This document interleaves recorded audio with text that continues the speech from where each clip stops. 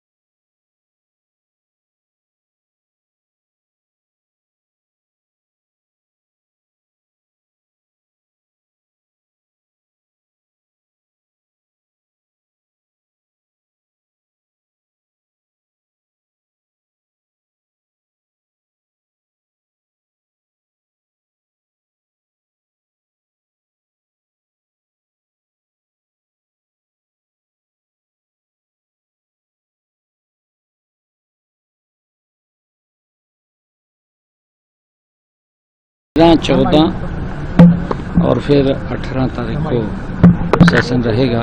उसके ऊपर चर्चा हुई है और महामहिम राज्यपाल महोदय का अभिभाषण होगा, उसके ऊपर चर्चा होगी। सप्लीमेंट्री बिजनेस होगा, कुछ बिल 3 दिन का अगर आवश्यकता पड़ेगी तो फिर देखेंगे। अभी देखिए जितना बिजनेस है उसी बिजनेस के अनुसार ही हाउस चलेगा। अगर बिजनेस और आएगा तो और चलेगा। सत्र को लेकर विधानसभा के डेप्यूटी स्पीकर कृष्ण मिड्डा ने कहा कि सभी विधायकों को अपनी बात रखने का मौका दिया जाएगा और वो फैसला लिया गया कि ये 3 दिन का सेशन चलेगा, जिस सेशन में 13, 14 और 18 तारीख को ये सेशन चलेगा और बाखूबी ढंग से और बड़े अच्छे ढंग से इस सेशन को चलाया जाएगा। क्वेश्चंस तो अभी लगेंगे नहीं क्योंकि 15 दिन का समय दिया जाता है। ये पहले भी ऐसे होता है तो उसमें क्वेश्चन वगैरह लगते नहीं है। बाकी जो बिल वगैरह आएंगे तो उनको पास भी किया जाएगा। वहीं कैबिनेट मंत्री कृष्ण बेदी ने कहा कि नए विधायकों और विपक्ष को बोलने का पूरा मौका दिया जाएगा। 13 तारीख को महामहिम राज्यपाल महोदय के अभिभाषण के साथ इस विधानसभा सत्र की शुरुआत होगी और 18 तारीख को इसका समापन होगा। 15, 16, 17 3 दिन की इसमें ब्रेक रहेगी और चिंता इस बात की गई है पर्याप्त नए विधायकों को और विपक्ष को बोलने का मौका मिले और उनको पूरा टाइम मिले।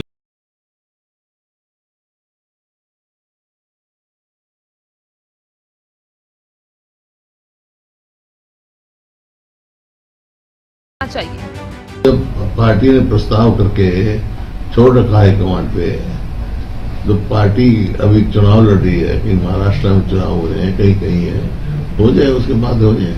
है ही नहीं इनके पास कोई काम हो बिना, इनके पास काम है ही नहीं, इनका ध्यान ही नहीं है। वो बढ़ाएंगे क्यों आगे फिर वहीं पे किसान इनका विधानसभा घेर लेंगे। ये डरते हैं लोगों के सामने क्यों, कोई भी इनका वायदा पूरा नहीं हुआ। हाँ, अभी हमारा है पार्टी के पास, पार्टी का कार्यक्रम बनाएंगे, किसान फसलों से फारिग हो लें, हल्का वाइज हम अपनी मीटिंग भी करेंगे, कार्यकर्ताओं से बात करेंगे। क्योंकि ये जो सत्र हो रहा है इसमें 15 दिन का समय नहीं था, नोटिस नहीं दिया गया था, तो प्रश्नकाल नहीं है। क्वेश्चन आवर ना होने की वजह से बहुत सारे प्रश्न ऐसे हैं जो विधायक अपने ज्वलंत मुद्दे और हल्के की बातें उठाना चाहते हैं। ये भी एक विषय है। तो हमारी तो यही मांग है सभी साथियों को इसमें पूरी तरह से मौका मिले और ताकि वो अपनी आवाज को पूरी तरह से उठा पाए। सब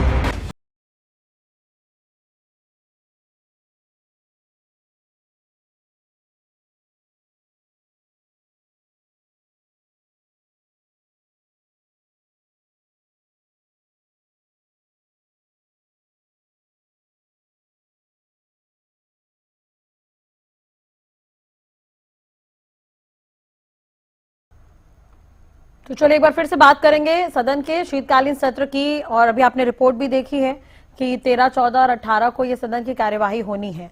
अब शीतकालीन सत्र से पहले विधायकों की ट्रेनिंग भी चल रही है। एक बार फिर से आपको बता दें कि हरियाणा विधानसभा का सत्र कल से शुरू हो रहा है। ये सत्र 13, 14 और 18 नवंबर को 3 दिन तक चलेगा। सत्र के दौरान इस बार प्रश्नकाल और शून्यकाल नहीं होगा। कांग्रेस बिना नेता प्रतिपक्ष के सत्र में उतरेगी। तो 15वीं विधानसभा के प्रथम सत्र की जो पहली जो कार्यवाही है वो 25 अक्टूबर को हुई थी। उस समय जो नए विधायक है उन्हें शपथ दिलाई गई थी विधायक पद की। अब ये जो दूसरी जो कार्यवाही है वो 13, 14 और 18 को हो रही है। बीच में गैप इसलिए है क्योंकि 15 को गुरु नानक देव की जयंती है, 16 और 17 तारीख को शनिवार और रविवार है, छुट्टी है। संवाददाता हितेंद्र हमारे साथ एक बार फिर से जुड़ चुके हैं ज्यादा जानकारी के लिए। हितेंद्र, इससे पहले भी हमने चर्चा की थी, बात की थी, और ट्रेनिंग अभी चल रहा है, ट्रेनिंग सेशन चल रहा है नए विधायकों का, और उसमें कई सीनियर विधायक भी मौजूद हैं। 2 घंटे तक ये ट्रेनिंग चलने वाली है। और भी आपने लोगों से बातचीत की थी जब तमाम विधायक पहुंच रहे थे, तो क्या कुछ कहा सबने और अभी क्या कुछ चल रहा है वहां पर?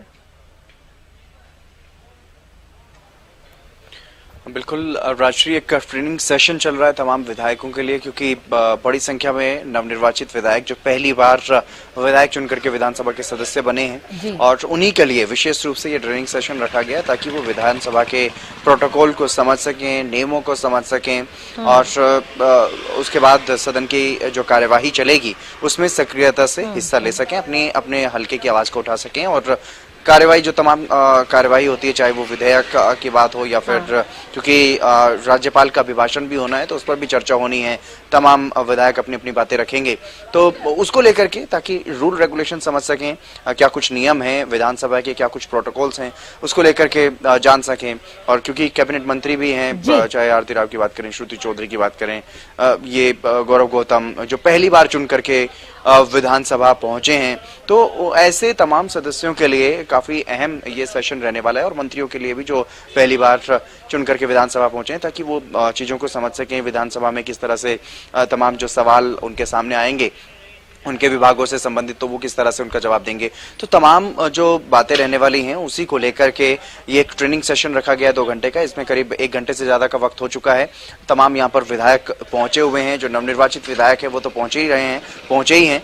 जो सीनियर विधायक है, कई बार के विधायक हैं, चाहे पूर्व मुख्यमंत्री की बात करें, पूर्व उप मुख्यमंत्री चंद्रमोहन बिश्नोई भी इसमें पहुंचे हैं, इस ट्रेनिंग सेशन में पहुंचे हैं, और भी तमाम जो सीनियर विधायक हैं वो भी यहाँ पर पहुंचे हैं, और तमाम जो बड़े चेहरे हैं वो भी यहाँ पर पहुंचे, जो नवनिर्वाचित विधायक हैं वो भी यहाँ पर पहुंचे इस ट्रेनिंग सेशन का हिस्सा बनने के लिए, ताकि वो जान सके, समझ सके कि क्या कुछ इस जो सदन की कार्यवाही होती है वो किस तरह से रहने वाली है, उसको समझ सके। और जो भी विधानसभा में चीजें अपडेट हुई हैं, क्योंकि पेपरलेस विधानसभा को बनाने का प्रयास बीजेपी सरकार की तरफ से किया गया है, जो पूर्व स्पीकर थे उनकी तरफ से भी काफी प्रयास किए गए, और इस बार भी इसीलिए स्पीकर हरविंदर कल्याण की तरफ से ये स्पेशल सेशन बुलाया गया, ताकि पेपरलेस जो चीजें हैं, जिस तरीके से पेपरलेस किया जा सकता है उसको ताकि समझा जा सके, इसीलिए ये एक स्पेशल सेशन बुलाया गया है। और ट्रेनिंग सेशन के बाद, क्योंकि कल से विधानसभा का सत्र जो है वो शुरू हो जाएगा, शीतकालीन सत्र की कार्यवाही कल से शुरू होनी है। हालांकि ये वही सेशन है जो 25 तारीख को बुलाया गया था। उस दिन पहले दिन तमाम विधायकों ने अपनी शपथ ली थी, विधायक पद और गोपनीयता की शपथ ली थी। उसके बाद अब उसी सेशन को कंटिन्यू किया गया है, ये अलग से सेशन नहीं बुलाया गया। तो ऐसे में 3 दिन का ये अब सेशन रहने वाला है। कल और परसों का सेशन रहेगा। अगर कल की मैं बात करूं, 13 तारीख की मैं बात करूं, तो 13 तारीख को यहाँ पर राज्यपाल का अभिभाषण होगा। उसके बाद राज्यपाल जैसे ही अपनी सरकार की उपलब्धियां बताएंगे और अपनी सरकार का विजन बताएंगे, उसके बाद उस पर चर्चा होगी। विपक्ष की तरफ से भी कुछ सवाल उठाए जाने की संभावनाएं है, जैसा कि हर बार देखने को मिलता है। विपक्ष तमाम मुद्दों को उसमें शामिल करने की कोशिश करता है और सत्ता पक्ष की तरफ से जवाब दिया जाता है, थैंक्स मोशन होता है। फिर सीएम की स्पीच भी उस पर होगी, राज्यपाल के अभिभाषण पर सीएम की स्पीच भी अंत में होगी। हालांकि इसे बढ़ाने के लिए विपक्ष की तरफ से मांग की गई थी बीएसी की बैठक में, तो उसको बढ़ाया गया है और 1.5 दिन तक इस पर चर्चा चलेगी, यानी कि कल का पूरा दिन और परसों का आधा दिन, लंच से पहले का जो समय है वो चलेगा। और इस बैठक से अभी ताजा अपडेट आपको दे दें, पूर्व मुख्यमंत्री भूपेंद्र सिंह हुड्डा इस बैठक से अभी जस्ट बाहर निकले हैं और सेशन हालांकि अभी जारी है। बाकी तमाम सदस्य अभी अंदर मौजूद हैं, लेकिन पूर्व मुख्यमंत्री भूपेंद्र सिंह हुड्डा इस बैठक से निकल चुके हैं, ट्रेनिंग सेशन से फिलहाल निकल चुके हैं राष्ट्रीय। और मैं बता रहा था इस सेशन को लेकर के राज्यपाल के अभिभाषण पर चर्चा चर्चा होगी। उसके बाद 1.5 दिन तक चर्चा होने के बाद तमाम जो विधेयक सरकार की तरफ से लाए जाने हैं, बताया जा रहा है 5 से 7 विधेयक ऐसे हैं जिनको लाने की तैयारी में सरकार है, तैयारी की जा चुकी है। कई महत्वपूर्ण विधेयक भी हैं जिसमें जो संविदा कर्मचारी हैं, HKR से जो सरकारी नौकरी में लगे हैं उनको वो, ताकि उनकी नौकरी की सुरक्षा हो सके, 58 साल तक उनको जॉब की सिक्योरिटी मिल सके, उससे संबंधित एक विधेयक है। एक शामलात जमीन से संबंधित विधेयक है, वो विधेयक पेश किया जाएगा जी। और पिछड़ा वर्ग बी की बात करें पंचायत में और रिजर्वेशन को लेकर के, उससे संबंधित भी विधेयक पेश किया जा सकता है। हितेंद्र, आप बने रहेगा हमारे साथ। केवल ढींगरा जी भी जुड़ गए, कांग्रेस प्रवक्ता है। केवल जी, स्वागत है हरियाणा न्यूज पर आपका। विपक्ष तो पहले तो सदन की कार्यवाही को कम दिन का बताता रहा, बढ़ाने की मांग करता रहा, लेकिन कल से सदन की कार्यवाही शुरू हो जाएगी। केवल जी, कौन कौन से मुद्दे रहने वाले हैं आप लोगों की तरफ से? देखिए, बड़े किसानों के हैं, बड़े मुद्दे जो है, आप इन्होंने जो कहा था 3100 रुपए में फसलों की खरीद होगी जो जीरी की, वो नहीं हो पा रही है। और कई मसले अलग अलग प्रकार के अलग अलग सिस्टम पे है। लेकिन सवाल ये है कि 37 के 37 MLA हमारे सशक्त तरीके से सारे हरियाणा के अलग अलग तरह से अलग अलग जो मुद्दे हैं जनता के, उसको उठाने का काम करेंगे। लेकिन सवाल ये है, भाजपा जो है, जो बड़े बड़े वायदे कर रही थी अपने मैनिफेस्टो में, वो उन वायदों को भूल क्यों गई? हाँ। अभी जो वायदे थे उनको इम्प्लीमेंट क्यों नहीं कर रही? तब तो कह रहे थे पहली कलम से करेंगे, वो कलम टूट कहाँ गई? उसके बाद अभी तक जो है अमली जामा नहीं पहनते हुए दिख रहे। ये सबसे बड़ी बात है और वो सारी बातें जो है विधानसभा के सेशन में उठेंगी। जी, चलो, ये मुद्दा तो रहेगा ही, उसमें कल तो मौका भी है आप लोगों के पास। केवल जी, राजवीर जी हमारे साथ जुड़ गए हैं। राजवीर जी, अभी आप केवल जी को भी सुन रहे थे, उनका कहना है कि कांग्रेस बीजेपी ने तो अपने मैनिफेस्टो में तमाम तरह के वादे किए, उसे पूरा क्यों नहीं किया जा रहा है? ये सवाल उठाते हुए नजर आए केवल जी। और कल किस तरह से रहने वाली है सदन की कार्यवाही बीजेपी की तरफ से? जी नमस्ते जी। केवल जी को भी मेरी राम राम। हमारे सीनियर नेता है, ये प्रवक्ता हमारे, हम तो सीखते हैं। तो जो कल जो सेशन की शुरुआत होने वाली वो राज्यपाल जी के अभिभाषण से होगी। राज्यपाल जी का जो अभिभाषण होता है उसमें सरकार की बातें होती है, हमने क्या किया और क्या करने वाले हैं। वो सारा फोकस हमारा विकास पे रहेगा, क्योंकि भारतीय जनता पार्टी की जो नायब सैनी जी के नेतृत्व में तीसरी बार सरकार बनी है, वो केवल और केवल विकास को समर्पित है। वो चाहे सामाजिक विकास हो, आर्थिक विकास हो, चाहे सांस्कृतिक विकास हो। तो भारतीय जनता पार्टी की जो सरकार है, ये सरकार सिर्फ और सिर्फ जनता को समर्पित है। और जो रही बात है केवल जी, मैं वैसे क्या बोलूं इनको, इन्होंने 3100 की बात की है। इन्होंने 3100 नहीं, केवल जी 4500 से 4800 तक जा रही है, और भी रेट बढ़ेंगे। अभी 3200-3300 तक तो बिल्कुल लो रेट है। तो रही बात है जो इन्होंने बोला कि भाई हमारे 37 विधायक है, तो 37 विधायक जो करेंगे अच्छी बात है, उन्हें अपने इलाके की आवाज उठानी चाहिए मजबूती से, क्योंकि जनता ने उनको वोट दिया है। तो लोकतंत्र में ये होता है कि विपक्ष और विपक्ष का एक समस्त संवाद हो। तो उसी के नाते कल जो अभिभाषण होगा, उसके बाद सभी जो विधायक हमारे 90 के 90 जो सुन के आए, जिन्हें जनता ने भेजा है, तो वो अपनी बातें रखेंगे। और 18 तारीख को मुझे लगता है, केवल जी से तो बड़ा सवाल यही है अभी तक कि अभी तक तो कांग्रेस विधायक दल का नेता ही नहीं चुना गया है, नेता प्रतिपक्ष कोई है नहीं। कैसे आप लोग मुद्दे उठाएंगे कल कार्यवाही में? केवल जी, जी आप मुझसे पूछ रहे? जी देखिए, आपको मैंने अभी भी कहा था कि जो मुद्दे हमने उठाए हैं, जो मुद्दे इन्होंने कहे थे अपने मैनिफेस्टो में, उनको पूरा करने के लिए क्या काम किया, तो वो बताइए ना अपनी बात। वायदा किया था। केवल जी, आपसे ये पूछा, कल से सदन की कार्यवाही शुरू हो रही है, अब तक कांग्रेस विधायक दल का नेता नहीं चुना गया है, कैसे आप लोग मुद्दे उठाएंगे सदन में? 37 के 37 सुनिए, जो 37 के 37 विधायक है ना, वो सभी नेता हैं अपने अपने इलाकों के, तो वो अपनी बात रखेंगे। एक विधायक दल का नेता है, वो चलो एक जो उनका हेड होता है, वो उन्हीं 37 में से ही तो बनना है ना। लेकिन 37 के 37 में हमारे प्रमुख लीडर जो हैं, 10 साल के मुख्यमंत्री रहे हैं, वो भी बात रखेंगे, और बाकी सभी एमएलए भी अपनी बात रखेंगे। सारे के सारे 37 एमएलए सभी प्रमुख हैं। तो आप ये क्यों सोच रही है बीजेपी की हमारा एक आदमी बात रखे? सारे के सारे रखेंगे अपनी बात। और ये बात है, एलओपी कभी लेट भी हो जाता है, इनका भी लेट होता रहा, हमारा भी हो गया, तो क्या हो गया? महाराष्ट्र का चुनाव चल रहा है, उसके बाद बन जाएगा एलओपी। नहीं, फिर भी काफी देरी हो गई है अब तो, मतलब 20 साल में शायद ये काफी दिनों बाद ऐसा हो देरी रहा की है। कोई बात नहीं। हाँ। आप सुनिए, देरी का कोई मसला आप नहीं लोग है। तो देरी मानते ही नहीं है कभी, चाहे वो चुनाव की शुरुआत में बार बार सवाल उठते थे, तब भी आप लोग देरी मानने को तैयार ही नहीं होते थे। परिणाम तो फिर आ गए सर। देरी नहीं मानती कांग्रेस, कभी देरी नहीं मानती कांग्रेस। हमेशा लोगों के, जनता के मुद्दे उठाया करती है। इन बातों के लिए कांग्रेस ज्यादा महत्व नहीं देती कि एलओपी कौन बनेगा, प्रेसिडेंट कौन बनेगा, पार्टी का अधिकारी कौन बनेगा, काम कौन करेगा, बात कौन उठाएगा, मुद्दे कौन उठाएगा। वो पार्टी जो है लगातार मुद्दे उठा रही है। लेकिन आप कह रहे हैं जो बीजेपी ने वादे किए वो पूरा नहीं कर रही है बीजेपी ने। बीजेपी तो अभी भी सत्ता में आई है, कुछ कुछ जो वादे थे वो पूरे भी हुए हैं। आप बताइए मुझे, सबसे बड़ा वायदा हमारे कितने % किसान है हरियाणा के, उसको आप परसेंटेज वाइज देखें तो 3100 रुपए की फसल थी जो सड़कों पे पड़ी है, उसको खरीदा नहीं गया। तो कैसे कह सकते हैं आपकी वायदे पूरे हो रहे हैं? आपने कहा था कि हम तो राजवीर जी बता रहे हैं, मैं नहीं कह रही हूँ, राजवीर जी जो बता रहे थे वो मैंने कहा।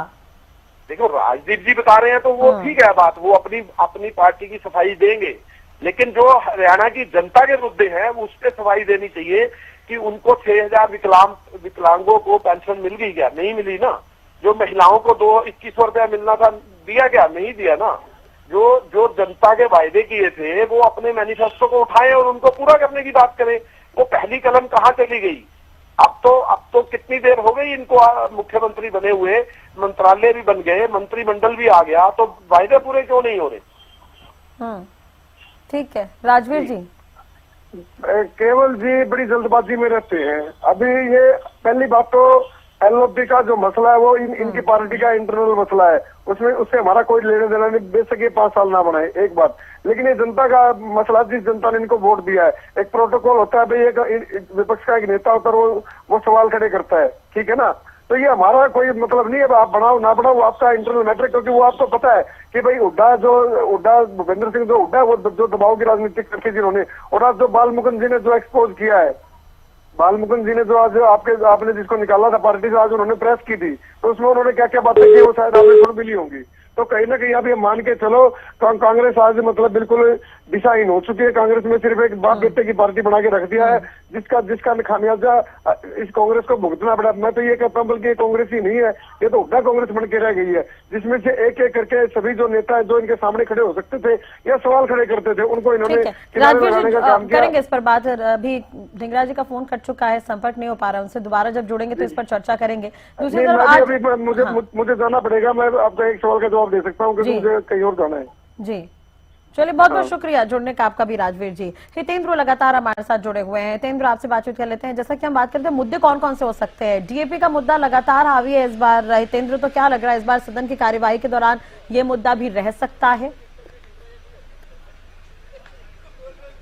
बिल्कुल राजश्री, क्योंकि डीएपी को लेकर के भले ही सरकार की तरफ से खुद मुख्यमंत्री और कृषि मंत्री ये कहते नजर आ रहे हों कि डीएपी की कोई कमी नहीं है, स्टॉक पूरा है और किसानों को डीएपी दी जा रही है, लेकिन जो लंबी लंबी लाइनें लगी हुई दिखाई दे रही हैं अलग अलग जगहों पर जहां से खाद खरीदा जाता है, वहां पर लंबी लंबी खाद खरीद केंद्रों पर लंबी लाइनें लगी हुई हैं, महिलाएं भी लाइनों में लगी हुई नजर आ रही है। तो उसको लेकर के स्वाभाविक सी बात है कि विपक्ष की तरफ से मुद्दा उठाया जाएगा और इसी तरह का इनेलो की तरफ से भी ध्यानाकर्षण प्रस्ताव दिया गया है और कांग्रेस की तरफ से भी तैयारी की गई है। सवाल भी लगातार उठाए जा रहे हैं और डीएपी के साथ साथ पराली के मुद्दे पर भी सरकार को घेरते हुए विपक्ष नजर आ रहा है पिछले कुछ दिनों से अगर देखा जाए तो। और वहीं नशे की समस्या भी लगातार बढ़ रही है और कानून व्यवस्था को लेकर के भी जिस तरीके की तमाम जो खबरें सामने आ रही हैं और पहले भी कानून व्यवस्था के मुद्दे पर सरकार को घेरने का काम विपक्ष की तरफ से किया जाता रहा है। तो ऐसे में एक बार फिर से संभावना है कि कानून व्यवस्था और नशे की समस्या को लेकर के भी सरकार पर सवाल उठाए जाएंगे। तो तमाम ये बेरोजगारी का भी एक इशू है जो लगातार चुनाव में भी हमने देखा और एक बार फिर से जब शीतकालीन सत्र की कार्रवाई होने जा रही है तो यहाँ पर भी ये मुद्दा जो है वो जोरों शोरों से गूंजता हुआ सुनाई पड़ सकता है। तो इस तरह के तमाम जो मुद्दे हैं उसको लेकर के तैयारियां भी की गई हैं। कुछ ध्यान आकर्षण प्रस्ताव भी विपक्ष की तरफ से दिए गए हैं। हालांकि प्रश्नकाल नहीं होगा, शून्यकाल नहीं होगा, तमाम सदस्यों को सवाल उठाने का मौका नहीं मिलेगा, लेकिन उसके बावजूद भी क्योंकि विपक्ष की तरफ से आवाज उठाई जाती है, जनता की आवाज उठाई जाती है, जनता के मुद्दे उठाए जाते हैं, तो चाहे वो राज्यपाल के अभिभाषण के दौरान जब चर्चा हो रही होगी तब विपक्ष की तरफ से सवाल उठाए जाएं या फिर उसके बाद इस तरीके की बातें जो है वो रखी जाएं। लेकिन स्वाभाविक सी बात है, विपक्ष अपनी तरफ से पुरजोर कोशिश ये करेगा कि सरकार को इस सत्र की कार्यवाही के दौरान घेरने की पूरी कोशिश जो है वो की जाएगी, और वहीं सत्ता पक्ष की तरफ से भी तमाम सवालों के जवाब देने का प्रयास जरूर किया जाएगा। लेकिन इस गहमा गहमी में काफी हंगामेदार ये सत्र की कार्यवाही जो है वो रह सकती है। हालांकि पहले दिन कल की अगर मैं बात करूं तो राज्यपाल का अभिभाषण होगा, और अभिभाषण में क्योंकि आमतौर पर ऐसा होता है कि राज्यपाल का जब तक अभिभाषण पूरा नहीं होता तब तक उसको सिर्फ सुना जाता है, और उसके बाद क्योंकि उसके बाद लंच के बाद जैसे ही चर्चा इस पर शुरू होगी तो फिर तमाम जो विधानसभा के सदस्य हैं उनकी तरफ से अपनी अपनी बात जो है वो अभिभाषण पर रखी जाएगी। और पहला ही सत्र है, पहले ही नायब सरकार पार्ट 2 की विधानसभा के शीतकालीन सत्र की कार्यवाही होने जा रही है, तो काफी अहम ये सत्र और काफी हंगामेदार ये सत्र रहने की संभावनाएं हैं। राजश्री, चलिए अब हितेंद्र, अगर हम बात करते हैं कांग्रेस की, तो कांग्रेस ने नेता प्रतिपक्ष के चयन को लेकर जो पूरा एक तरह से देखा जाए तो वो हाईकमान के मत्थे ही है सारा कुछ कि कब तक अब नेता प्रतिपक्ष चुना जाता है। बिना नेता प्रतिपक्ष के सदन में उतरने जा रही कांग्रेस, अभी आप केवल ढींगरा को भी सुन रहे थे, वो कहते हुए नजर आए कि हर एक जो कांग्रेस का विधायक है वो अपने अपने हल्के की समस्या को उठाता हुआ नजर आएगा, तो इसे लेकर भी कई तरह की बयानबाजी हो रही है लगातार। काफी कुछ कहा जा रहा है। सत्ता पक्ष की तरफ से बात करें तो तमाम जो नेता हैं वो तंज कसते हुए नजर आ रहे हैं कांग्रेस पर, क्योंकि कांग्रेस अभी तक ये फैसला नहीं ले पाई है कि नेता विपक्ष होगा कौन, और इसको लेकर के कई तरह की बातें कही जा रही हैं। एक तरफ कांग्रेस की तरफ से यह पक्ष रखा जा रहा है कि इसलिए नेता विपक्ष का चयन नहीं हो पाया क्योंकि आलाकमान बिजी है, महाराष्ट्र और झारखंड में चुनाव है, तो उसके बाद ये फैसला होगा। वहीं दूसरी तरफ सियासी गलियारों में इस तरह की चर्चाएं हैं, और जो कांग्रेस के कहीं ना कहीं जो बागी नेता हैं या फिर कुछ आवाज अंदर भी इस तरह की रही है कि नेता विपक्ष की कमान इस बार सोच समझ करके दी जाएगी। चुनाव में हार मिली है, लगातार तीसरी बार कांग्रेस हारी है, तो ऐसे में जो प्रमुख चेहरे हैं उनको बदलने की कवायद शुरुआत से ही शुरू हो गई थी। इस तरह के सवाल उठे हैं, यहाँ तक कि प्रभारी पर, प्रदेश अध्यक्ष पर, और जो पिछले कार्यकाल में नेता प्रतिपक्ष रहे पूर्व मुख्यमंत्री भूपेंद्र सिंह हुड्डा, उन पर, इन तीनों मुख्य चेहरों पर सवाल उठे हैं इस हार को लेकर के। दीपक बावरिया पर तो जो प्रदेश प्रभारी थे खुद प्रदेश अध्यक्ष सवाल उठाते हुए नजर आए। प्रदेश अध्यक्ष और पूर्व मुख्यमंत्री भूपेंद्र सिंह हुड्डा पर बाकी तमाम जो कांग्रेस के नेता हैं जिनको माना जाता है कि दूसरे गुटों से संबंधित ये नेता हैं, तो वो लगातार सवाल उठाते नजर आए हैं। चाहे शमशेर सिंह गोगी की बात करें, उनका बयान काफी वायरल हुआ था इन दोनों चेहरों को लेकर के। उन्होंने भी प्रदेश प्रभारी पर भी सवाल उठाए थे और पूर्व मुख्यमंत्री भूपेंद्र सिंह हुड्डा पर भी सवाल उठाए थे, और यहां तक कि कांग्रेस के प्रदेश अध्यक्ष उदय भान को रबर स्टैंप तक कहा गया है कुछ कांग्रेस के नेताओं की तरफ से ही। तो इस तरह की बातें लगातार सामने आ रही हैं। कांग्रेस में आपसी कलह है, जो आपसी सिर्फ फुटअफल लगातार देखने को मिल रहा है पिछले काफी समय से। कांग्रेस का संगठन नहीं बन पा रहा है, नेता विपक्ष का नहीं चुना जाना भी इसी का एक उदाहरण है कि कांग्रेस में किस तरह से आपसी कलह है और आपसी घमासान जो मचा हुआ है, उसी की वजह से देरी हो रही है। इस तरह की तमाम चर्चाएं सियासी गलियारों में हालांकि चली हुई हैं, लेकिन वहीं अगर कांग्रेस के तमाम नेताओं की बात करें तो कांग्रेस के नेता यही कह रहे हैं कि हमारे 37 के 37 विधायक का अपने अपने हलकों की आवाज उठाएंगे। विपक्ष मजबूत है, मजबूती के साथ विपक्ष आवाज उठाता हुआ नजर आएगा इस कार्यवाही के दौरान, सत्र की कार्यवाही के दौरान। लेकिन नेता विपक्ष का होना, क्योंकि जितने भी विपक्ष के सदस्य हैं उनके लिए नेता विपक्ष एक तरह से लीडर की भूमिका निभाता हुआ नजर आता है सदन में, तो वो एक महत्वपूर्ण पद होता है अपने आप में, और वो ना होना हरियाणा के इतिहास में ऐसा भी ये माना जा रहा है कि पहली बार हो रहा है हरियाणा के इतिहास में ऐसा कि नेता विपक्ष नहीं चुना गया है अभी तक। सत्र की कार्यवाही बिल्कुल सामने है, लेकिन अब तक नेता विपक्ष का नहीं चुना जाना भी अपने आप में एक ऐतिहासिक घटना। जिस तरीके से लगातार तीसरी बार बीजेपी की सरकार बनी है प्रदेश में पहली बार, तो वैसे ही ये भी हो रहा है कि नेता विपक्ष अभी तक नहीं चुना गया है। हालांकि सत्र की कार्रवाई को लेकर के भी सवाल उठाए जा रहे हैं, अवधि को लेकर के सवाल उठाए जा रहे हैं कि 3 ही दिन का ये सत्र बुलाया गया, इसकी अवधि बढ़ाई जाए, इस तरह की भी बातें कही जा रही हैं। और प्रश्नकाल, शून्यकाल, ये दोनों ही ये संभावनाएं हैं। प्रश्नकाल तो नहीं है, वो तो बिजनेस एडवाइजरी कमेटी में फैसला हो गया कि प्रश्नकाल नहीं, लेकिन शून्यकाल हो भी सकता है कि स्पीकर इस पर खुद फैसला लें, और ज्यादातर संभावनाएं यही मानी जा रही है कि शून्यकाल भी नहीं होगा। तो इसको लेकर के भी सवाल उठाए जा रहे हैं कि सरकार की तरफ से आगे इस पर बात प्रश्नकाल और शून्यकाल बने रहेगा हमारे साथ। इसी बीच एक और बड़ी खबर मिल रही है, सदन की कार्यवाही से जुड़ी ये बड़ी खबर। अभी फिलहाल सेशन चल रहा है, 2 घंटे का ये सेशन है, 5 बजे का समय था, 5 बजे शुरू हुआ है। चंडीगढ़ में विधायकों का प्रशिक्षण सेशन जारी, पूर्व सीएम भूपेंद्र हुड्डा सेशन से बाहर निकले, ये बड़ी खबर हम आपको बता रहे हैं। कल से विधानसभा के शीतकालीन सत्र का आगाज हो रहा है, 3 दिन तक सत्र की कार्यवाही चलेगी, ये बड़ी खबर हम आपको बता रहे हैं। चंडीगढ़ में विधायकों का प्रशिक्षण सेशन जारी, इस वक्त की बड़ी खबर। पूर्व सीएम भूपेंद्र हुड्डा सेशन से बाहर निकले और कल से विधानसभा के शीतकालीन सत्र का आगाज हो रहा है। तो 3 दिन तक सत्र की कार्यवाही चलेगी, ये बड़ी खबर हम आपको बता रहे हैं। तो चंडीगढ़ में विधायकों का ये प्रशिक्षण सेशन जारी, ये बड़ी खबर हम आपको बता रहे हैं। पूर्व सीएम भूपेंद्र हुड्डा सेशन से बाहर निकल गए हैं। कल से विधानसभा के शीतकालीन सत्र का आगाज हो रहा है, 3 दिन तक सत्र की कार्यवाही चलेगी। तो बड़ी खबर एक बार फिर से आपको बता दें, चंडीगढ़ में विधायकों का प्रशिक्षण सेशन जारी, पूर्व सीएम भूपेंद्र हुड्डा सेशन से बाहर निकल गए हैं।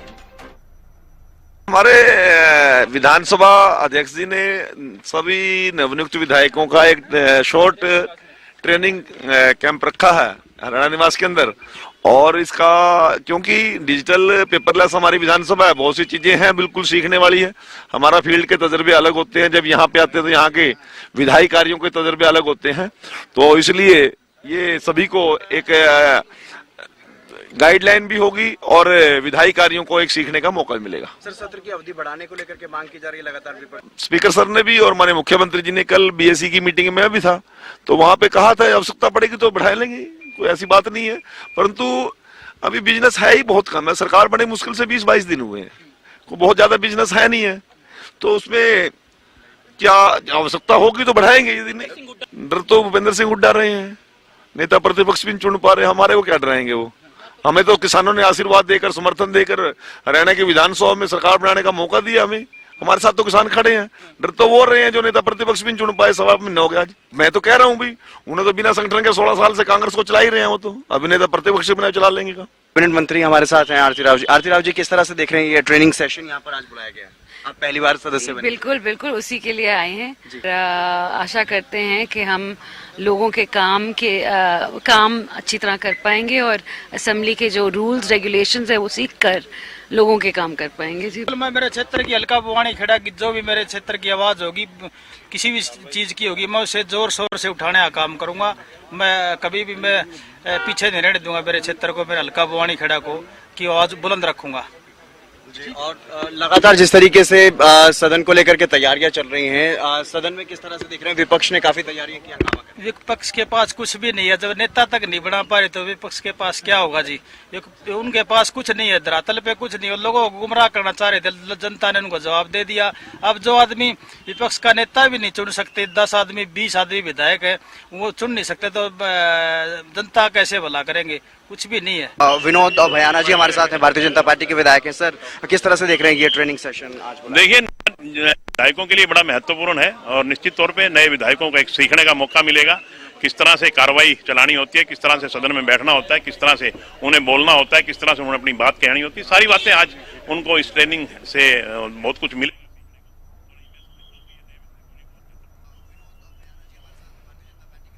चलिए, हितेंद्र लगातार हमारे साथ बने हुए हैं। हितेंद्र के पास एक बार फिर से लिए चलते हैं क्योंकि हितेंद्र मौजूद है वहां पर, और अभी फिलहाल सेशन चल रहा है, तमाम जो विधायक हैं उन्हें ट्रेनिंग दी जा रही है।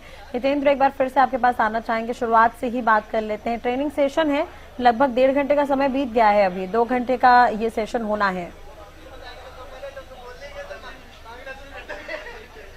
हाँ बिल्कुल राजश्री, करीब 2 घंटे का ये सेशन है और इसमें तमाम जो सीनियर नेता है वो भी पहुंचे हैं। हालांकि विशेष रूप से ऐसे सदस्यों के लिए ये इस तरह के ट्रेनिंग सेशन रखे जाते हैं ताकि जो नए सदस्य चुन करके आए हैं, जो पहली बार विधानसभा के सदस्य बने हैं, वो तमाम चीजों को समझ सकें, क्या कुछ प्रोटोकॉल होते हैं, किस तरह के नियम होते हैं, किन का पालन करना है और इस तरह की बातें वहां पर नहीं की जा सकती। वो तमाम जो चीजें महत्वपूर्ण चीजें, क्योंकि सदन की गरिमा को भी बनाए रखना होता है और सदन में ताकि सक्रियता से तमाम सदस्य जो पहली बार भी चुन करके आए हैं वो भी हिस्सा ले सकें, इसके लिए ये एक कार्यक्रम यहाँ पर रखा गया है, ट्रेनिंग सेशन यहाँ पर रखा गया है और तमाम विधायक इसमें पहुंचे हैं। हालांकि 90 के 90 विधायक इसमें हिस्सा ले सकते हैं और जैसा कि हमने देखा शुरुआत से काफी सीनियर जो नेता हैं, जो पहले सदस्य रह चुके हैं, कैबिनेट मंत्री रह चुके हैं और वो भी इस सेशन का हिस्सा बनने के लिए पहुंचे हैं। पूर्व मुख्यमंत्री भूपेंद्र सिंह हुड्डा भी इस सेशन में पहुंचे थे, अभी थोड़ी देर पहले वो यहाँ से निकले हैं इस सेशन से।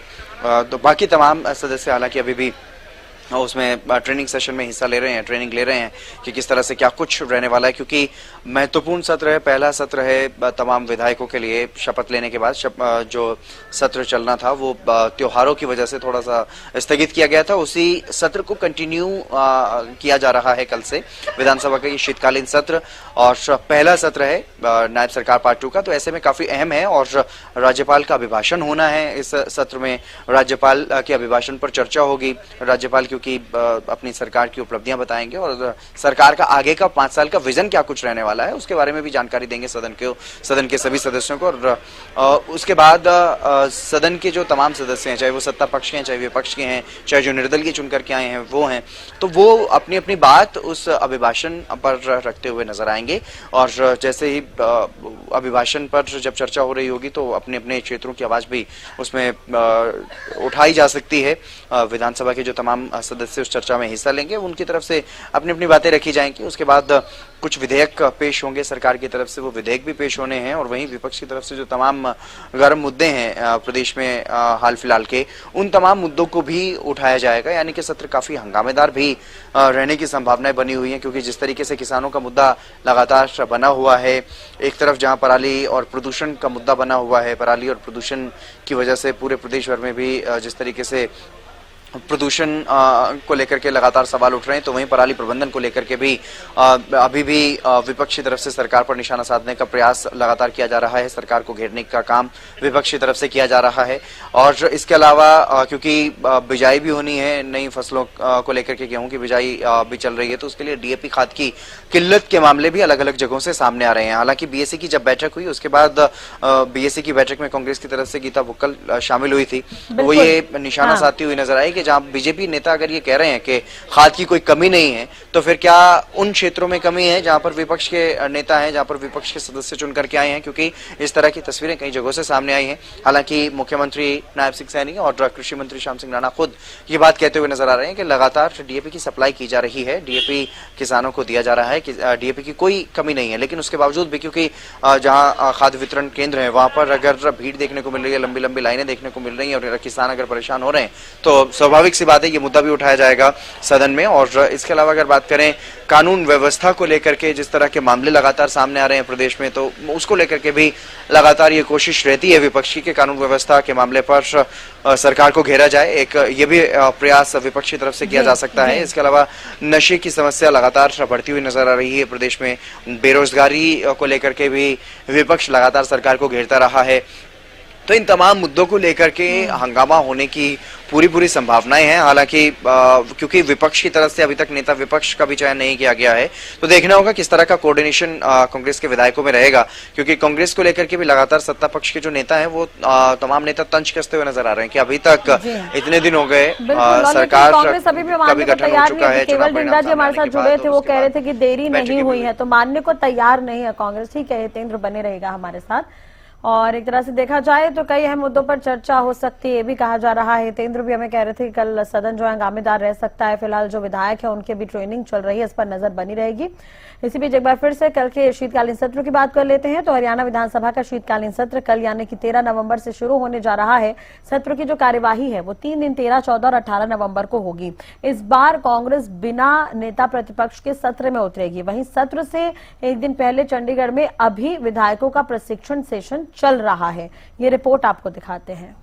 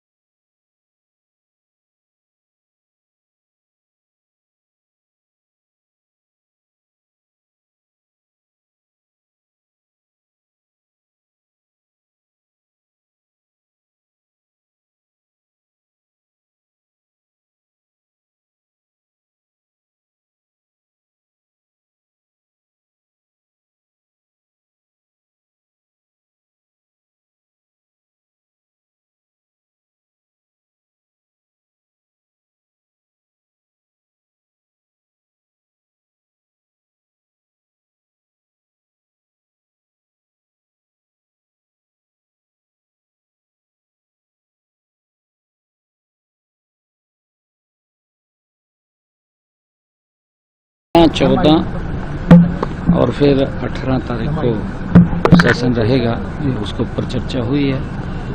और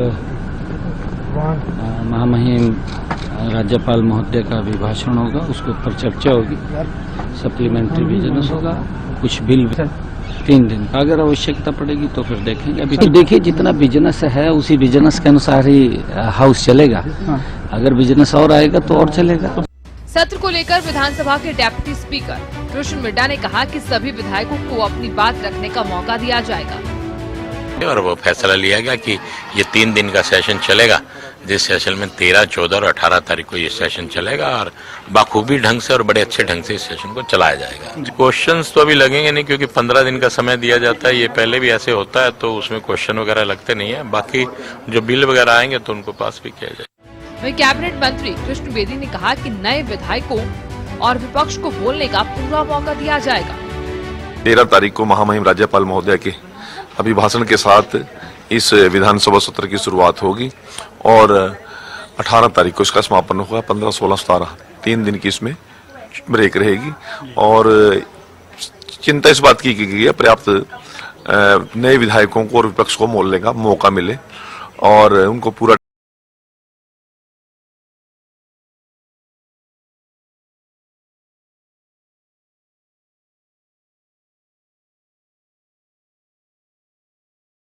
जब पार्टी ने प्रस्ताव करके छोड़ रखा है कमांड पे, जो पार्टी अभी चुनाव लड़ रही है, कहीं महाराष्ट्र में चुनाव हो रहे हैं, कहीं कहीं है, हो जाए उसके बाद हो जाए। कुछ है ही नहीं इनके पास, कोई काम हो बिना इनके पास काम है ही नहीं, इनका ध्यान ही नहीं है। वो बढ़ाएंगे क्यों आगे फिर वहीं पे किसान इनका विधानसभा घेर लेंगे। डरते हैं लोगों के सामने, क्यों कोई भी इनका वायदा पूरा नहीं हुआ। हाँ, अभी हमारा है पार्टी के पास, पार्टी का कार्यक्रम बनाएंगे, किसान फसलों से फारिग हो लें, हल्का वाइज हम अपनी मीटिंग भी करेंगे, कार्यकर्ताओं से बात करेंगे। क्योंकि ये जो सत्र हो रहा है इसमें 15 दिन का समय नहीं था, नोटिस नहीं दिया गया था, तो प्रश्नकाल नहीं है। क्वेश्चन आवर ना होने की वजह से बहुत सारे प्रश्न ऐसे हैं जो विधायक अपने ज्वलंत मुद्दे और हल्के की बातें उठाना चाहते हैं, ये भी एक विषय है। तो हमारी तो यही मांग है सभी साथियों को इसमें पूरी तरह से मौका मिले और ताकि वो अपनी आवाज को पूरी तरह से उठा पाए। सब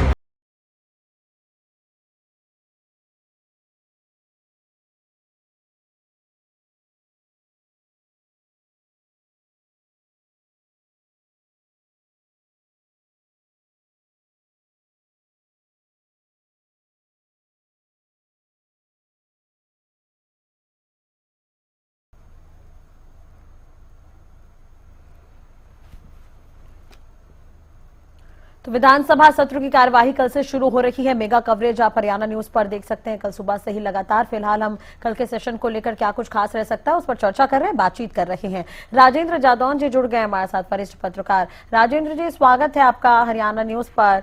कल से सदन की कार्यवाही शुरू हो रही है सर, इससे पहले जो सदन की कार्यवाही हुई थी उसमें तो विधायकों को शपथ दिलाई गई थी, अब ये 3 दिन की कार्यवाही है, क्या कुछ कहेंगे इसे लेकर? बात ये है कि बात ये चलती है कि विपक्ष सरकार को घेरेगा। बात ये नहीं है, विपक्ष जो है जनता के मुद्दों को उठाएगा और सरकार के समक्ष मुद्दे रख के ये जवाब लेगा कि वो इन मुद्दों पर किस तरह से काम करेगी और वो विपक्ष भी अपनी तरफ से राय देगा कि सरकार को किस तरह से काम करना चाहिए। विधानसभा सत्र का मतलब यही होता है कि सरकार को किस तरह से काम करना चाहिए। ये सारे सवाल जवाब और मुद्दों और प्रस्तावों के जरिए यही तय होता है कि सरकार को किस तरह से काम करना है और उसको किस तरह से काम करना चाहिए। तो अब ये है कि 3 दिन के सत्र में देखिए कि सरकार के पास कुछ बिल भी है, तो बिल भी पारित कराएगी, बिल पर चर्चा भी होनी चाहिए। अक्सर ये देखा गया है कि बिलों पर उस तरह से चर्चा हो नहीं पाती जितनी विस्तार से होनी चाहिए, कि तमाम तैयारी के साथ पहले तो सदस्य शिकायत करते रहते थे कि समय पूर्व जो है उनको विधेयक नहीं मिलते एक सप्ताह पहले, ताकि वो अध्ययन करके और अपने सवाल तैयार कर सके और चर्चा में ठीक तरीके से भाग ले सके। तो अब देखते हैं कि अब ये विधेयक जल्दबाजी में पारित होंगे और किस तरह से सरकार काम निपटाती है। प्रश्नकाल रखा नहीं गया है, तो प्रश्नकाल में जो जिस तरह से सदस्य अपने क्षेत्र के निर्वाचन क्षेत्र की समस्याओं के सवाल करते थे या उनके मुद्दे उठाते थे, वो भी जो है मौका नहीं मिलेगा। और शून्यकाल भी मुझे लगता है कि जब प्रश्नकाल नहीं है तो शून्यकाल भी नहीं होगा। तो अब देखते हैं किस तरह से सरकार वो नए विभाग जो नए विधायक भी आए हैं उनको आज ट्रेनिंग भी दी गई है, तो उनको किस तरह से मौका मिलता है कि पहली बार वो सदन सत्र को में उपस्थिति देंगे और देखेंगे सदन की कार्यवाही, तो वो किस तरह से जो है उसमें भागीदारी करते हैं अपनी, ये देखने की बात होगी। हालांकि समय कई बार ये रहता है कि विपक्ष हमेशा ये कहता रहता है कि सत्र बहुत छोटा रखा गया है, और जो पार्टी सत्ता में होती है वो यही रवैया अपना लेती है। पर यह है कि देखा जाना चाहिए कार्य सलाहकार समिति की बैठक में जब चर्चा होती है तो वहां सबके सुझावों के साथ सत्र की अवधि तय होना चाहिए और उसी के हिसाब से जो है उसका संचालन होना चाहिए। ठीक है, राजेंद्र जी बने रहिएगा हमारे साथ। भूपेंद्र सिंह अहलावत बीजेपी प्रवक्ता भी हमारे साथ जुड़ गए हैं। भूपेंद्र जी स्वागत है आपका हरियाणा न्यूज पर। कल से सदन की कार्यवाही शुरू हो रही है सर, किस तरह की तैयारी है बीजेपी की? देखिए, बीजेपी की तो हमेशा सभी तरह की तैयारियां रहती है और पूरे 3 दिन ये सेशन अब चलेगा, 13, 14, 15 को, और 16, 17 की छुट्टी होकर 18 को फिर चलेगा और सभी जो सबको मौका मिलेगा अपनी बात कहने के लिए। लेकिन कई लोग कहते हैं कि समय कम की बात है, तो इसमें तो जो समिति होती है उसमें बैठक होती है तो अपोजिशन का लीडर भी होता है। अब कांग्रेस किसी को लीडर ही ना बनाए तो हमने थोड़ी बनाना, हम क्या कर सकते हैं।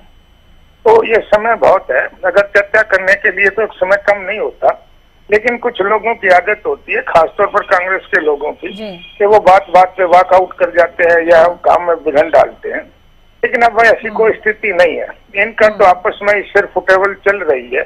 ये हार के बाद भी सबक लेने को तैयार नहीं है और किस तरह से रोजाना इनका अखबारों में और पब्लिक में किस तरह से जूतम पुजार हो रही है। हमारी पार्टी तो सरकार बनने से पहले भी और सरकार अभी तीसरी बार बनने के बाद भी सभी लोगों की समस्याओं को लेकर के सजग रहती है।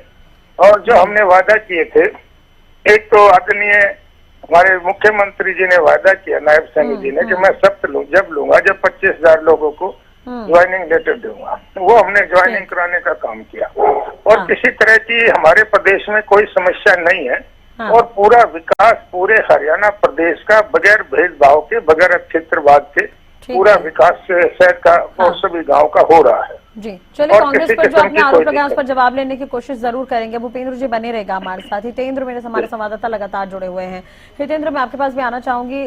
5 बजे शुरू हुआ है, 5 बजे के आसपास लगभग शुरू हुआ है ये सेशन और ट्रेनिंग, तो क्या ये 2 घंटे तक बाद खत्म हो जाएगा? 2 घंटे तक ही चलेगा? और अभी भूपेंद्र हुड्डा निकले हैं बाहर केवल, उसके अलावा और किसी के जाने की जानकारी? राजश्री, अभी ये ट्रेनिंग सेशन चल रहा है और उम्मीद है कि 7 बजे तक खत्म हो जाएगा। 7 बजे के बाद तमाम विधायकों का निकलना यहाँ से शुरू होगा। हालांकि उससे पहले पूर्व मुख्यमंत्री भूपेंद्र सिंह हुड्डा यहाँ से निकल चुके हैं। काफी समय तक वो इस ट्रेनिंग सेशन में रहे हैं और कई बार के विधायक रहे हैं, पूर्व मुख्यमंत्री रहे हैं, तो वो अब यहाँ से जरूर निकल चुके हैं, लेकिन इस ट्रेनिंग सेशन में हिस्सा लेने के लिए पहुंचे हैं। और इसी तरह से और भी कई जो सीनियर विधायक हैं, कई बार के विधायक हैं, वो भी इस ट्रेनिंग सेशन का हिस्सा बनने के लिए पहुंचे हैं। कैबिनेट मंत्री विपुल गोयल, कृष्ण बेदी जो सदन के पहले भी सदस्य रह चुके हैं, कैबिनेट मंत्री रह चुके हैं, वो भी इस ट्रेनिंग सेशन में हिस्सा लेने के लिए पहुंचे। और तमाम जो नवनिर्वाचित विधायक हैं, करीब 40 ऐसे सदस्य जो पहली बार विधानसभा के सदस्य चुने गए हैं, उन्हीं के लिए विशेष रूप से ये ट्रेनिंग सेशन रखा गया। वो तमाम सदस्य यहाँ पर पहुंचे हुए हैं और इस ट्रेनिंग सेशन में तमाम चीजों को समझ रहे हैं, क्योंकि विधानसभा में अपने क्षेत्र की आवाज को किस तरह से उठाना है, कब किस मुद्दे पर अपनी बात रखनी है, किस तरीके से अपने क्षेत्रों की बात रखनी है और किस तरीके से तमाम चीजें, क्या कुछ प्रोटोकॉल्स होते हैं, क्या कुछ रूल होते हैं विधानसभा में, उन तमाम चीजों को जानने और समझने के लिए ही ये ट्रेनिंग सेशन यहाँ पर बुलाया गया है, क्योंकि पहला सेशन है। क्या कुछ कहा विधायकों ने, किस तरह का रहा ये सेशन, तो 7 बजे तक इंतजार करना होगा। बने रहेगा हमारे साथ। राजेंद्र जी लगातार हमारे साथ जुड़े हुए हैं। राजेंद्र जी, इस बार नेता प्रतिपक्ष के बिना ही कांग्रेस उतर रही है सदन में, किस तरह से देख रहे हैं आप इसे? अभी कुछ देर पहले कांग्रेस के प्रवक्ता भी जुड़े थे, उनसे जब मैंने सवाल किया कि बिना नेता प्रतिपक्ष के आप लोग उतर रहे हैं सदन में, उन्होंने कहा कि हर एक जो कांग्रेस का विधायक अपने हल्के की समस्या उठाएगा और कोई देरी नहीं हुई है। 20 साल में ऐसा पहली बार हो रहा है, लेकिन उसके बावजूद कांग्रेस मानने को तैयार नहीं कि देरी हो रही है। देखिए, कांग्रेस तो कुछ भी मानने को तैयार नहीं होती। जब संगठन की बात चलती थी कि संगठन नहीं है 10 साल से करीब, आपका जो है निचले स्तर पर संगठन नहीं, ऊपर की कार्यकारिणी तो बन जाती है, लेकिन नीचे जिलों में और निचले स्तर तो वो मानते नहीं थे। वो कहते थे हमारे जो है प्रदेश प्रतिनिधि हैं और तमाम कार्यकर्ता हैं, फिर हमने एडहॉक कमेटियां बना दी और वो सब काम करेंगी और चुनाव हो जाएगा। मुझे लगता है कि अब चुनाव में भी इस बार तीसरी बार भी वो जो बहुमत हासिल नहीं कर पाई पार्टी, तो उसमें तमाम फैक्टर्स में एक फैक्टर ये भी है संगठन का ना होना। इतनी धीमी गति से पता नहीं हरियाणा में क्या स्थिति हो गई है कि संगठन नहीं बन पा रहा, जिला इकाइयां नहीं बन पाती। अब जो है नेता प्रतिपक्ष के मामले में भी ये हो रहा है। पहले भी जो है चुनाव से पहले मुख्यमंत्री पद के कई दावेदार खड़े हो गए थे। तो ये कांग्रेस में, यहाँ हरियाणा कांग्रेस में लगातार एक तरह से टकराव का और खींचतान का माहौल है। उससे जिस तरह से पार्टी को एकजुट होकर ठीक से जनता के लिए काम करना चाहिए। देखिए, जनता के लिए ही काम करना होता है, कोई भी पार्टी है इसमें आगे तो वो जनता के लिए काम करना है। जब वो जनता के हितों के लिए काम करेगी तभी वो आगे बढ़ पाएगी, तभी उसको पावर मिलेगी, तभी लोगों का विश्वास हासिल कर पाएगी। लेकिन मुझे लगता है कि ये सब हो नहीं पाता और इसीलिए पार्टी जो है तीसरी बार फिर वो बहुमत हासिल करने से विफल रही।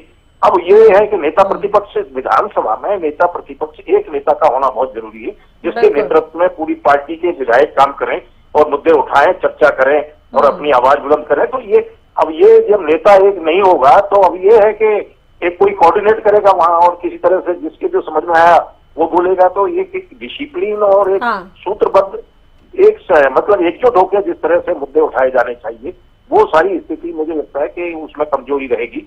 वो जो ताकत लेकिन बीएससी की बैठक हुई थी तो उसमें भी उन्होंने वो मौजूद नहीं थे, गीता भुक्कल उनकी जगह पर पहुंची हुई थी। हाँ, वो एक प्रतिनिधि के रूप में गई और मुझे लगता है कि अब ये सत्र के दौरान भी यही होगा कि या तो भूपेंद्र हुड्डा जो एक्स जो है लीडर ऑफ अपोजिशन है वो एक्स चीफ मिनिस्टर है, या तो वो ही अपने तरीके से उठाएंगे और वो ये नेतृत्व देने की कोशिश करेंगे अपने विधायकों को। ठीक है, तो अब ये देखते हैं कि वो किस तरह से रन करते हैं। बिल्कुल। राजेंद्र जी, रमन सिंह जी जुड़ गए हैं, कांग्रेस प्रवक्ता है, उनसे ले लेते हैं जवाब इस पर। रमन जी, स्वागत है आपका हरियाणा न्यूज पर। अभी भूपेंद्र सिंह अहलावत जी भी जुड़े हुए हैं, उन्होंने कई तरह के आरोप लगाए कि अभी तक कांग्रेस में सहमति क्यों नहीं बन पा रही, नेता प्रतिपक्ष नहीं चुन पाए आप लोग, 1 महीना हो गया, संगठन को लेकर भी काफी देरी होती रही, संगठन के आधार को लेकर भी कई बार हम चर्चा करते रहे, आखिर इतनी देरी क्यों, और बिना नेता प्रतिपक्ष के कैसे आप लोग सदन में सवाल उठाते हुए नजर आएंगे? देखिए राजश्री जी, बात सीधी और स्पष्ट है और एक मत बात है, ये हम मानने को बिल्कुल तैयार हैं कि अभी तक हमारा नेता प्रतिपक्ष का चयन नहीं हुआ। इसमें कोई दो मत बात नहीं है, लेकिन ये मसला हमारी पार्टी का एक अंदरूनी और अपना मसला है। ठीक है, जहां तक रहा सेशन में सवाल और जवाब के मुद्दे, वो विधानसभा के पटल पे उठाने हैं। उसके लिए हमारा हर विधायक अपने हलके की बात हो, उसके बाद कांग्रेस की तरफ से यहाँ पे जो बात रखी जानी है वो आप देखने को आपको बिल्कुल स्वयं मिलेगा, क्योंकि आप एक मीडिया का एक लोकतंत्र में एक मजबूत और एक अहम रोल किरदार है। आपको दिखाई देगा कि हम किसान की भी बात उठाएंगे, हम एजुकेशन की बात करेंगे, हम सड़कों की बात करेंगे, हम बिजली पानी की बात करेंगे। जहां पे सरकार आज आपने देखा है कि किसान के साथ किस तरह से पेश आ रही है, ये आज आप देखिए कहीं डीएपी नहीं है, कहीं किसान को भरपूर जो सामग्री चाहिए कुछ नहीं मिल रहा। लोगों का हाल ये कि किसान तो लाइन में अपनी जान का बैठा खड़ा होके आपने देखा है। दूसरी बात राजश्री जी, मैं एक बात बड़ी जिम्मेदारी से कहना चाहता हूँ, हार और जीत राजनीति के दो बड़े सिंपल से पहलू हैं। ठीक है, जनता जनार्दन जिसको कुर्सी पे बिठाए वो भी सम्मानित है और जो विपक्ष में बैठे वो भी सम्मानित है। लेकिन मैं आज आपको एक बात बड़ी जिम्मेदारी से कहना चाह रहा हूँ, सेशन का समय बड़ा कम है, इसकी समय की अवधि बढ़ानी चाहिए। ठीक है, भूपेंद्र जी अभी कह रहे थे कि ये तो समय काफी ज्यादा है, चाहे तो इस पर सारे मुद्दे निकल सकते हैं। भूपेंद्र जी भी लगातार हमारे साथ जुड़े हुए हैं, उनसे भी जवाब ले लेते हैं अभी आपने जो कहा उस पर। भूपेंद्र जी, देखिए मैं तो ये कहना चाहूंगा, मेरे साथी प्रवक्ता ने कहा कि कांग्रेस के सारे एमएलए अपने मुद्दे उठाएंगे और सड़कों की बात, और ये बात तो घिसी पिटी बात ये 5 साल से बल्कि 10 साल से करते आ रहे हैं, लोगों ने तो इनकी बात सुनी नहीं और किसान बहुत खुशहाल है। सारी जीरी का हमने प्रबंध